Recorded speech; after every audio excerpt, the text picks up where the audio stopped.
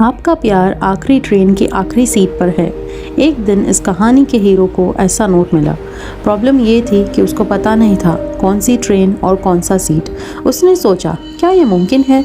क्या उसको उसका प्यार एक ट्रेन में मिल सकता है? आप उसकी जगह होते तो क्या करते? चलिए देखते हैं।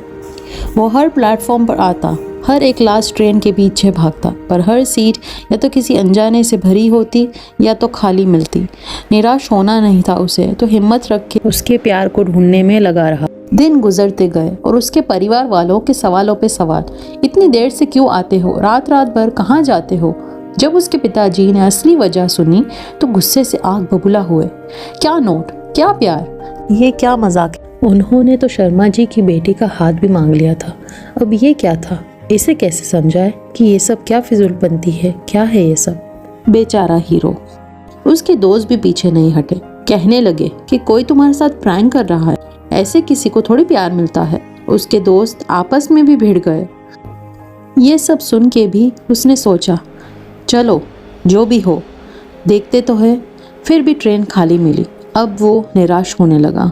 धीरे धीरे सबकी बातें उस पर असर करने लगी। उसने सोचा, मैं क्या कर रहा हूँ? मुझे कोई मिलेगा भी कि नहीं? ये नोट कहाँ से आया? किसने दिया? कैसे मिला? मैं क्या करूँ? लोग उसके खिलाफ थे। ये चीज़ उसको खटकने लगी। अब क्या करता? उसका दिल नहीं मान रहा था। उसे कोशिश करनी थी, इतनी जल्दी हार नहीं माननी थी। फिर बारिश को तो आना ही था, इतनी जल्दी कहानी थोड़ी खत्म होने देंगे। इतनी तेज बारिश हुई कि सामने क्या था ढंग से ना दिखा। कुछ दिन गुजर गए पर वो आता रहा। फिर एक रात एक ट्रेन रुकी जो शेड्यूल में लिखी ही नहीं थी।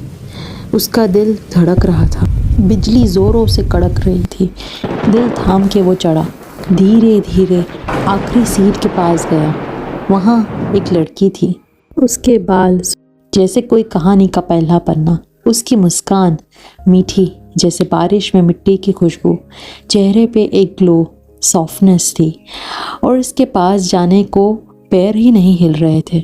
सोचा, अगर पहली नज़र का असर ये है तो आगे क्या होगा?